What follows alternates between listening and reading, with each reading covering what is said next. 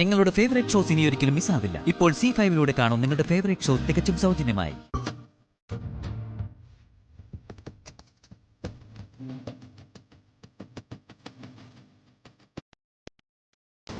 ഇവളെന്തിനാണ് ഇങ്ങനെയൊക്കെ വരുന്നത്? ഇന്ന് വളരെ പ്രത്യേകതയുള്ള ദിവസം വിശാൽ സാറേ. അതുകൊണ്ടാ പാറു രാവിലെ തന്നെ കുളിച്ച് ശുദ്ധിയായിട്ട് വരുന്നത്. പിന്നെ പാറുവിന് ഇന്ന് തലതോർത്തി കൊടുത്തത് ആരാന്നറിയോ? ഇല്ല, ആരാ? ഞാനാ. ഒന്ന് പോടാ. ചുമ്മാ അല്ല, അവളുടെ തലമുടിയിലെ ഈറം മാറാത്തത്.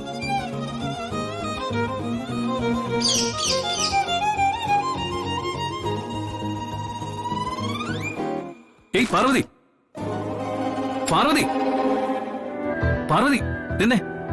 പാർവതി, നീ എന്താ ഈ കാണിക്കുന്നേ?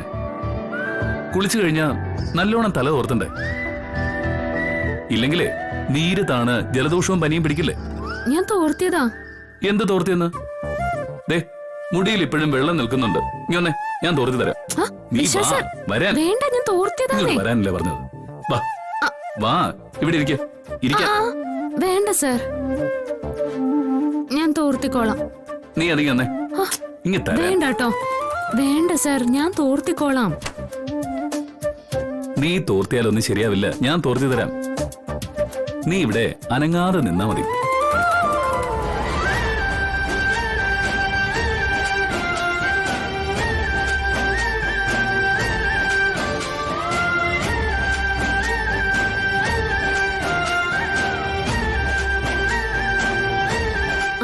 മതി മതി വിശാൽ സർ. ഏയ് ഇല്ല, നല്ലോണം തോർന്നിട്ടൊന്നുമില്ല. തോർന്നതൊക്കെ മതി. ദേ, ഇങ്ങനെ നിക്കുമ്പോഴേ എനിക്ക് നാണം വരും. എങ്ങനെ എങ്ങനെ എങ്ങനെ നാണോ? എവിടെ, ഞാൻ നോക്കട്ടെ.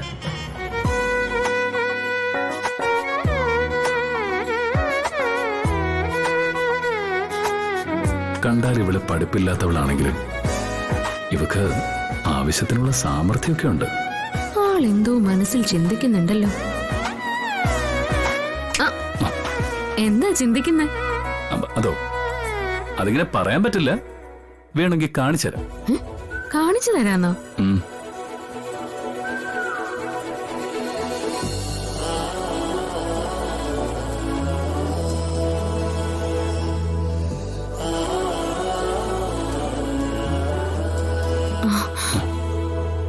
അതെ, ഇന്ന് ഉദയന്നൂരമ്മയ്ക്ക് പൂജ ചെയ്യണം. അതിനിപ്പോ ഞാൻ എന്താ ചെയ്യണ്ടേ? അതെ, പൂജ ചെയ്യേണ്ടത് ശുദ്ധിയോടും വൃത്തിയോടും കൂടിയാ. ദേ, വിട്ടെ, എനിക്ക് പോണം. പിന്നെ ചെല്ല. സാറ് വേഗം റെഡിയാവ്. താഴെ എല്ലാവരും റെഡിയായിട്ടുണ്ടാവും.